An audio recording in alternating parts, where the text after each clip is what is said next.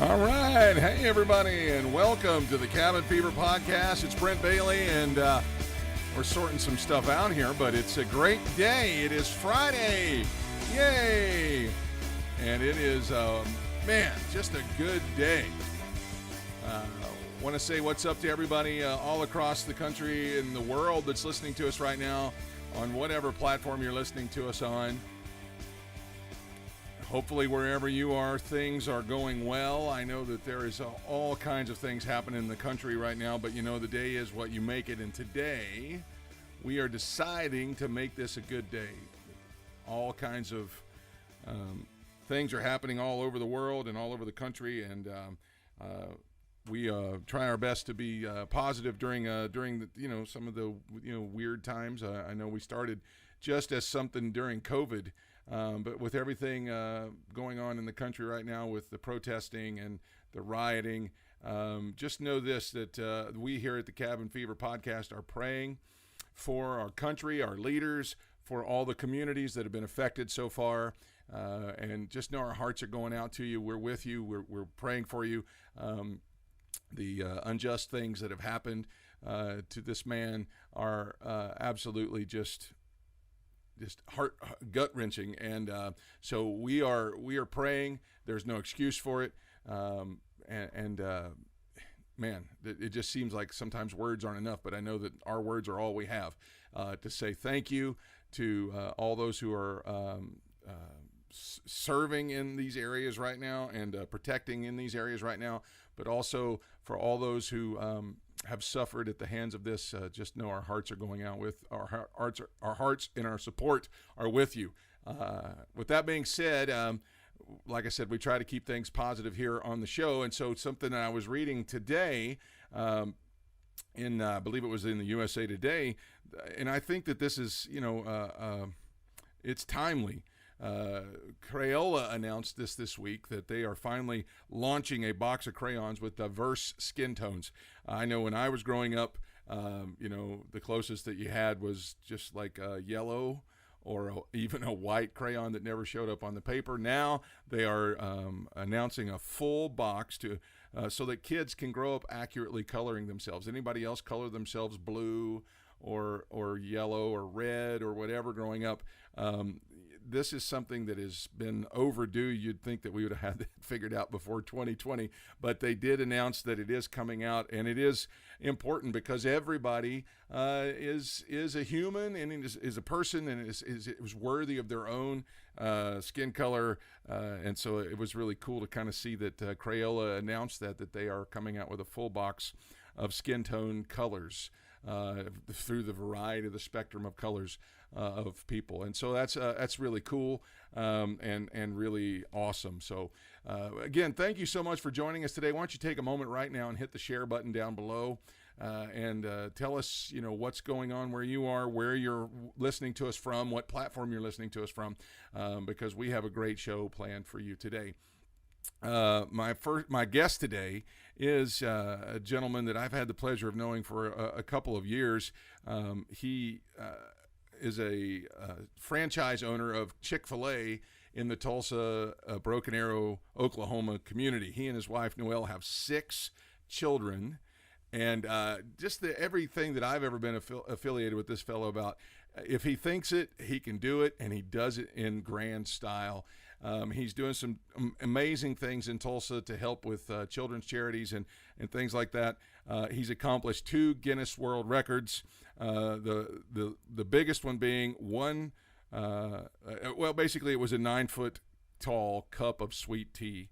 But he's also done all kinds of other promotional things that Chick-fil-A's just stood back and been proud of.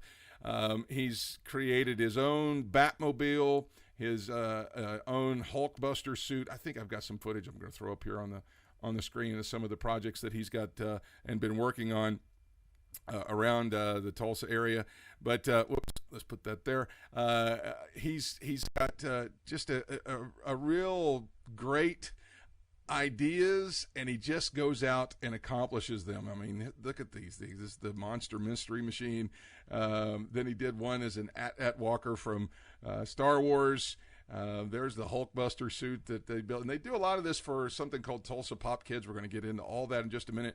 But his motto has been this: serve them first and then serve them chicken, because he owns a Chick-fil-A franchise. That's pretty fitting. And I'm so excited to have with me on the program today Arthur Greeno. Arthur, how are you today? I'm good. Can you hear me okay? I can hear you just fine. Awesome. Yeah, everything going well there in Tulsa? Yeah, just a lot of moving parts. We're kind of at the end of the pandemic now, and I think the people in Oklahoma are just done. So no matter where you stand on it, they're done. Yeah. So let me ask you this: did it affect your business as far as, or was the line still around the building? Because it was always around the building when I lived there. Well, let's just start with, I have two locations. I have one inside the mall. Yes. And Woodland Hills Mall, and I have one outside the mall. And the one inside the mall entirely shut down. So we were down totally. And so, as leaders, it's not as simple as saying, hey, am I going to take an income hit? We had to look at it and say, I have 137 team members that if I go under, they go under. Mm-hmm. And so how do we make this work? And so we looked at my drive-through, and yes, they were wrapped around the building. And we said, how do we make this to where we can really make an impact? And so we got out there, me and my leadership, and we dissected the parking lot. We drew it all out. We dissected it and said, let's convert this from a 1-lane drive-through to a 2-lane drive-through. And so we did that. And then we also came up with Chick-Fil-A has the ability to do mobile, curbside mobile. And so, but we hadn't done that in the past. So we opened 10 spots up for that. So we went from before inside dining and 1-lane drive-through to now 2 lanes of drive-through, mobile curbside, DoorDash, all of those things. So it was a big shift. And I'm assuming it was a successful shift because now you don't know this. I used to live less than a mile from your store. I just lived right there between Garnett and Olive on 71st Street. And in the Union Station subdivision, and literally just right down the street from your store, we were there all the time. It was always crowded, but the thing is you have such a knack for inventive process. And before we get into Tulsa Kids and all the other things, were you born that way, or did that come over a time of mentorship, or how did that just happen? Well, I think kind of like everyone, it involves every part of it. For me, our family, we didn't have much. If I wanted it, I had to go get it. We if I wanted to go to the amusement park, then I had to figure out a way to find money to do that. One of the ways I would do it, of course, I would never let my kids do this now, but we would go collect aluminum cans. I'd walk out by the highway and just pick up aluminum cans and save them and then go and cash it in. And so there's no way I'd let my kid out by the highway now, but that's what I would do back then. And I would go around and go house to house and do car wash it. Hey, can I wash your cars for you? It was really out of necessity of, if you see a need, our job is to fill it, whatever it looks like. And if we can do that, we can succeed. And so fortunately, I've been able to take those things I learned at a very young age and implement them into Chick-fil-A, whether it was a low volume store that I first had when I first became an operator, or to where, crises like this happen and we say, okay, we're back to figure out a solution. There's always a solution. We just may not choose to take it. Man, that's a mouthful right there. So Arthur, in the process of time, you've written a couple of books. You have become a special projects mastermind. I mean, do you have such an undergirding of leadership team in your organization that allows you to do these kind of things? And how did you pick those folks? One thing for me, and every organization is going to be different. Every business is going to be a little bit different. But for what works for Arthur is I literally have to kind of categorize my leadership. So, for example, I have a leadership team that is fantastic running my freestanding store. It's a machine. I mean, they get in there, they crank out 220 cars in 1 hour, in our 2-lane drive-through system. There's many pieces. Then I got the mall location. The mall location team needs to operate entirely different. That store is more of a close-knit store. There's the girl that's kind of in charge there is kind of like their mom, and she behaves that way, very protective. And so, But then when I get involved with Tulsa Pop Kids and other things, we have different personalities to deal with. Believe it or not, I'm not the most creative guy in the room, and I try not to be. But when I see the opportunity, I will do what others won't. Is I'll grab that opportunity and run with it. And then people are looking at me going, like the Batmobile. I don't know how to build a Batmobile, but I know how to find the guys that do. And so I went and bought the shell and got them inspired. And even today, we're actually moving the Batmobile for a display we're doing. And the guy that was in charge of it brought me over and said, "Hey, look at the engine," and of course I responded with, "I thought it'd be bigger than that," and he was like, "No, that's the normal size." He was almost kind of offended, but I'm kind of going, "Look, I kill chickens for a living, so I don't know what it's supposed to look like. All I know is to find the right people to bring in and get them inspired, and then we can make it happen." So that's my big thing. Is it's not about being the most creative guy. Yeah, I'm creative, but if I can find other guys to help me with it, then they can fill in the gaps that I have, because I have a lot of gaps. Let me assure you. Call my wife if you have a question. She will let you know about all the gaps. But it's one of those, surround myself with the right people that are passionate about that, and they will go above and beyond to make it happen. Our guest is Arthur Greeno. He's a Chick-Fil-A franchise owner, but he's also a mastermind, an author, and a motivational speaker. Arthur, have you had any new projects that you're working on? I know the answer to this question, but I'm setting this up. So what are your new projects that you got working on? Well, I mean, we have a new project that's happening tomorrow. An organization I'm involved in is called Tulsa Pop Kids, and we our goal, our mission is to advance literacy and education through pop culture. So we will assist schools or children's hospitals with graphic novels or comic books, while bringing in pop culture, while bringing in Batman, while bringing in Back to the Future, whatever it may be, because the goal is to inspire them to learn, whether it's just reading or whether it's other pieces. And so, we had just somebody granted us a piece of property and said, "Hey, can you help us take care of this piece of property?" So it was a win-win. And so then when COVID happened, we said, well, a lot of the Comic-Cons and things like that are all shutting down. What can we do that'll be fun and engaging? And so somebody actually said, and this was not my idea. In fact, I didn't like it.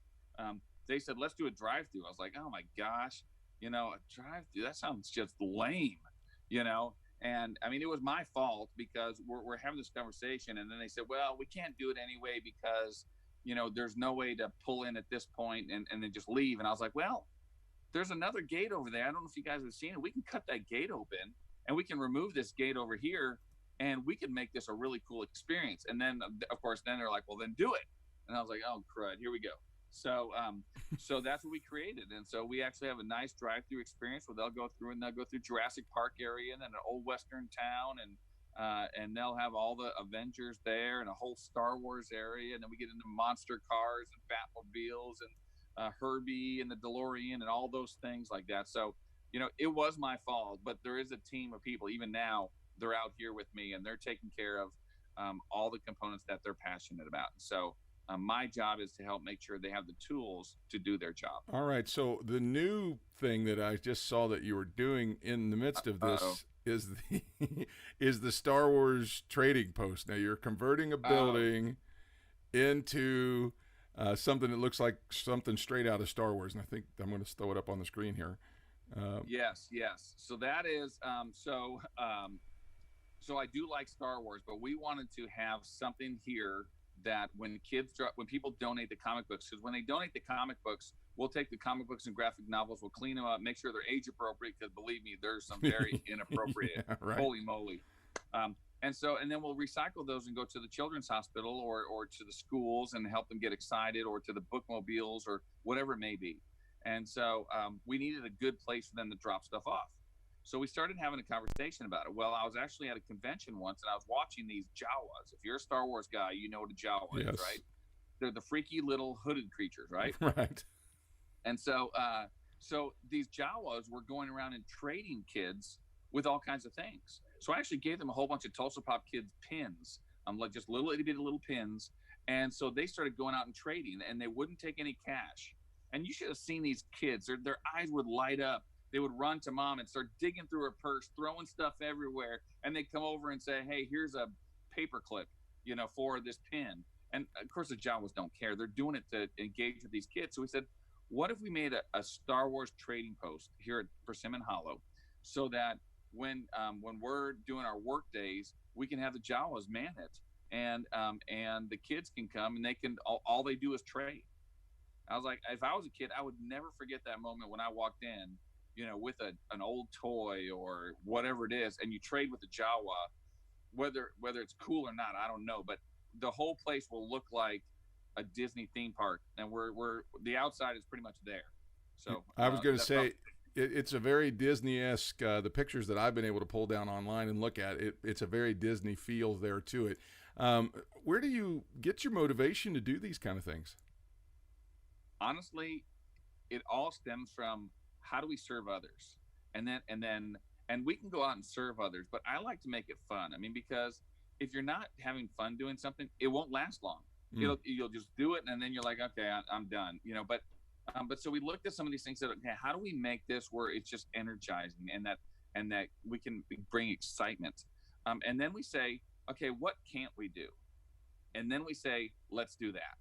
And so literally it's let's figure out what we're not able to do, and let's figure out how to make that happen, because there's a lot of people out there that can just make things happen, but yet if they're not amazing, they're not going to be remarked about. And at Chick-Fil-A, we actually talked about, are things remarkable? Are they things that we're going to remark about? And so we'll use that phrase all the time, is it remarkable? And when people are sharing and posting and talk about, those are the things that are remarkable.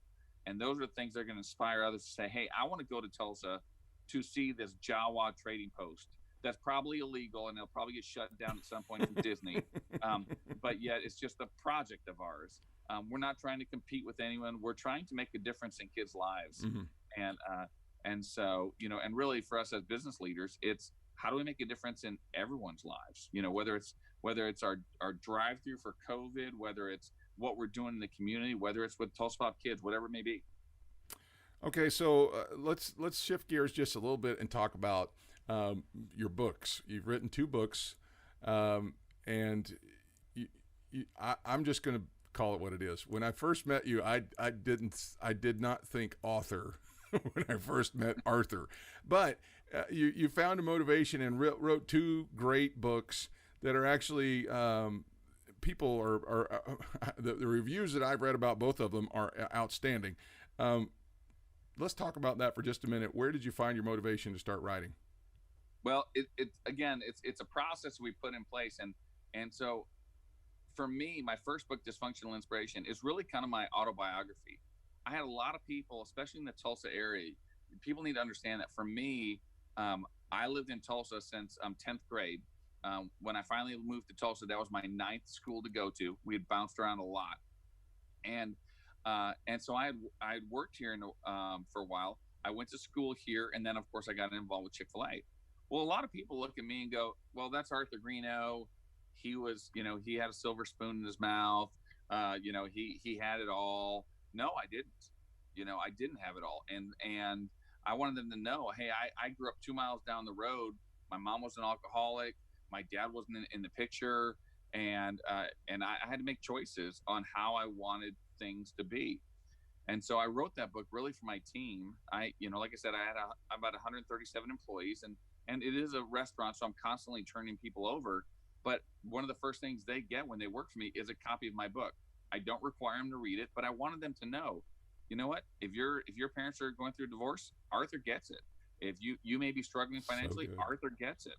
And so that's why I wrote that book, because I wanted to be able to share with them, here's my impact. And so for me, it's small because it's really with my team. But then I do have, when I go and do speaking and other stuff, people find out about it and say, hey, can I get a copy of your book? Or can I give my business 20 copies or 100 or whatever? And I do funnel the way I look at finances for us is I make a living killing chickens. That's how I make a living, with Chick-Fil-A. Everything else I do all funnels back into the community. It goes into Tulsa Pop Kids or the Little Lighthouse or many other fundraising, things I'm involved with. All of my funds go back into how do we make a difference in the community. And so then that's kind of what God told me to do. and that's how me and my family, that's how we do the finances. All right, so that brings me to another question. Going back to some of these really unusual projects, I know that when you did the Batmobile, you opened it up if anybody'd like to be involved in this. Yeah. And that's the question: is where, because some people maybe ask, how are you doing this? How are you paying for it? Or how do I get involved if I want to help you do some of those projects?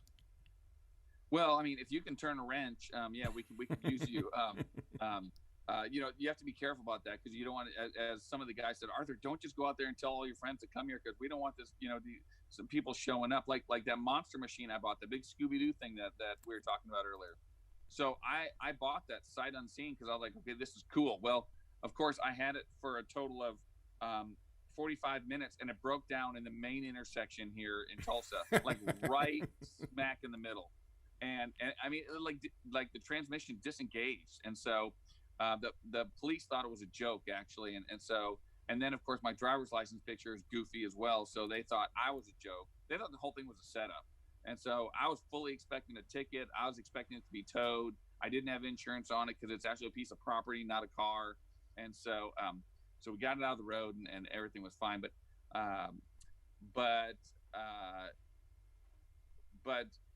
like that thing, when it was put together all kinds of crazy ways. There's actually some things that are fastened by rope.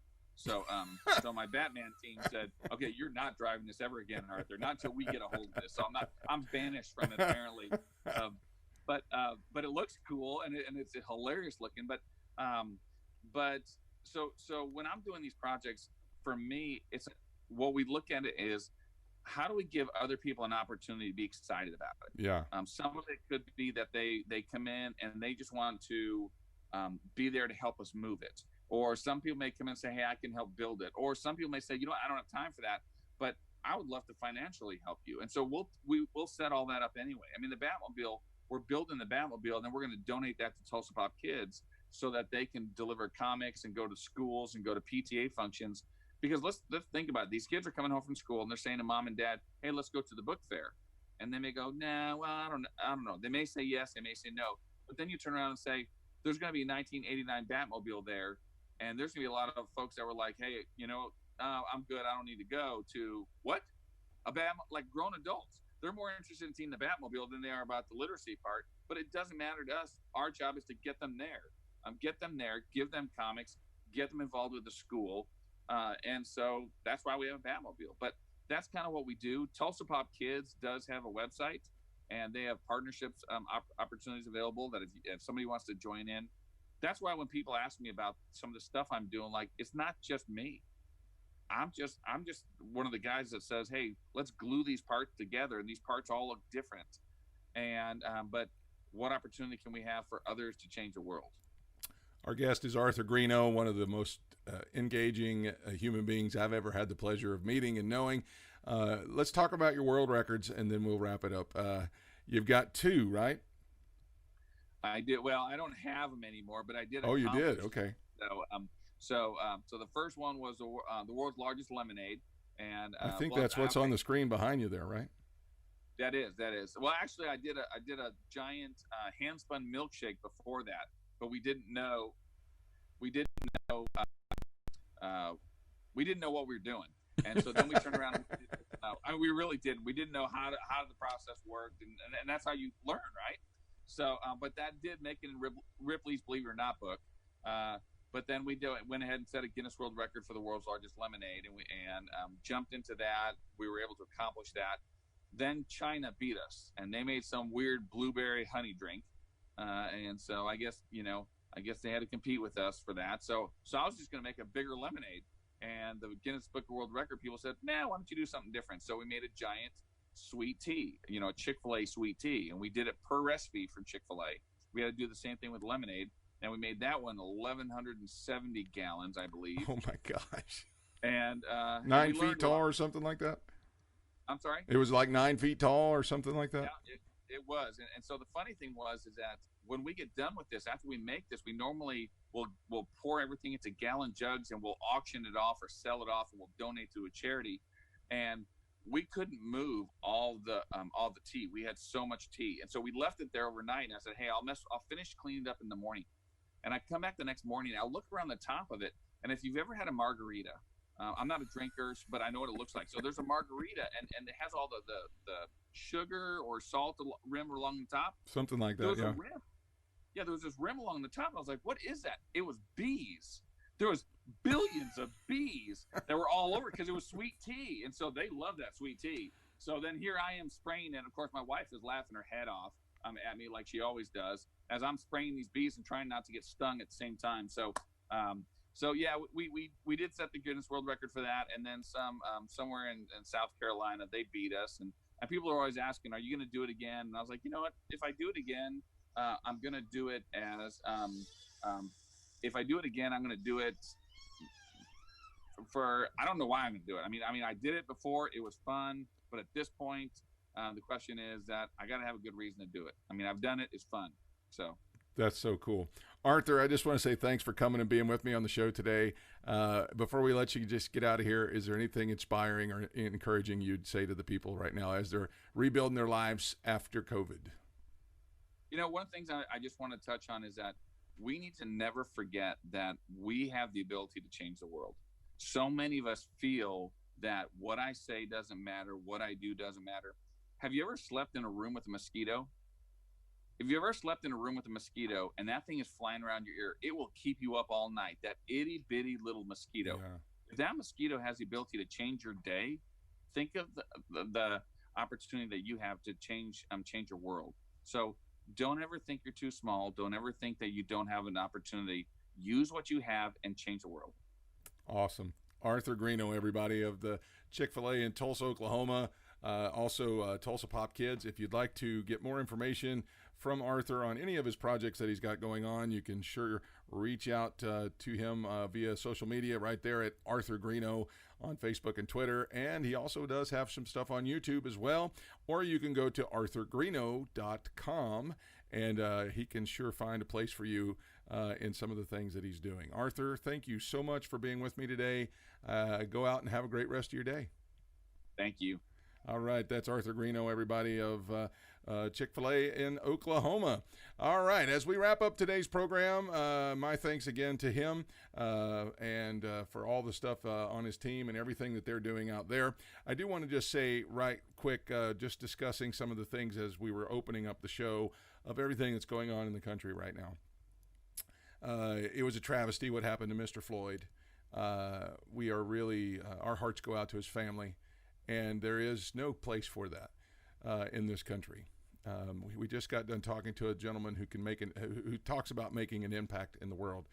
And no matter where you are, no matter what you're doing, no matter what your race is, right now, take the moment and look at yourself as somebody who can make a difference and stand up for those who can't help, are defenseless. Make a difference in somebody's life. Stand up and help those who can't help themselves or are in a place in their lives where they can't do much about the hand that's been dealt to them. Make a difference. You can do it. Paul encouraged Philemon to no longer look at his, as Philemon's slave, Onesimus. He said, don't look at him no longer as a bondservant, but more than a bondservant, as a beloved brother. Right now, no matter what your stand on this is, there are parts that of our brotherhoods of the human race that are hurting right now, and they need what you have inside of you. You say, I don't know what I have inside of you.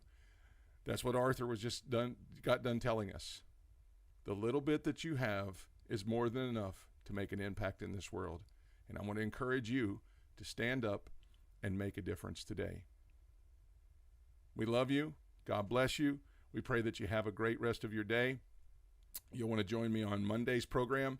Monday, I've got former WWE superstar Marvelous Mark Marrow, who's going to be joining me on the program this Monday. Have a great rest of your weekend, everybody. We love you so much. If you get a chance, get outside and break the cabin fever. Have a great day, everybody.